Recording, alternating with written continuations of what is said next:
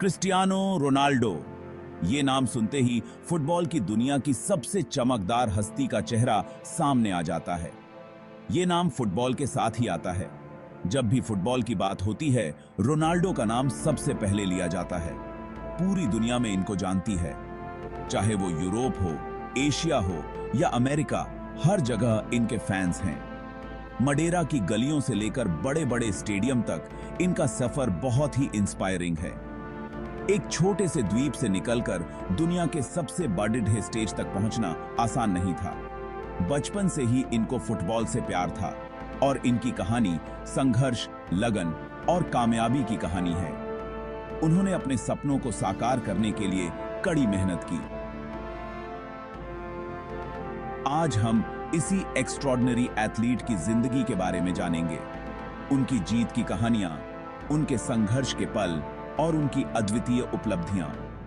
हम जानेंगे उनके कठिन बचपन के बारे में, जहां उन्होंने सीमित संसाधनों के बावजूद अपने सपनों को जिंदा रखा। फुटबॉल की दुनिया में कैसे वो इतनी जल्दी आगे बढ़े और कैसे उन्होंने अपने खेल से सबको प्रभावित किया और कितने सारे रिकॉर्ड्स तोड़े।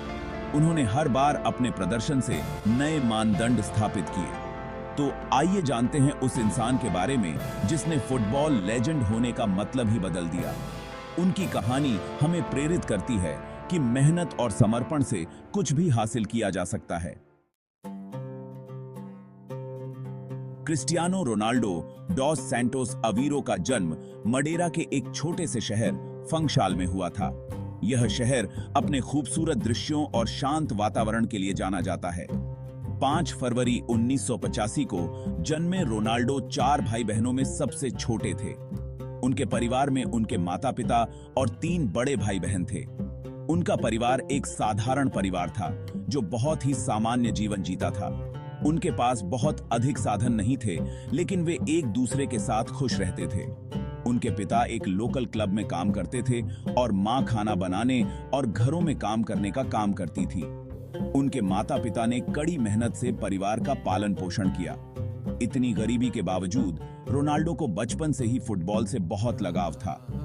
वे अपने दोस्तों के साथ घंटों फुटबॉल खेलते थे। वो घंटों गलियों में खेलते रहते थे और उनका टैलेंट सबको दिखता था। उनके खेल में एक अलग ही जुनून और ऊर्जा थी। उनकी मां Maria Dolores DOS Santos Aviro ने उनके सपनों को हमेशा सपोर्ट किया। उन्होंने हमेशा रोनाल्डो को प्रोत्साहित किया और उनके हर कदम पर साथ दी। उन्होंने ही रोनाल्डो को फुटबॉल में आगे बढ़ने के लिए प्रेरित किया। उनकी मां का विश्वास और समर्थन ही रोनाल्डो की सफलता की नींव बना। सिर्फ 8 साल की उम्र में रोनाल्डो ने अपना पहला क्लब एंडोरिन्हा ज्वाइन कर लिया।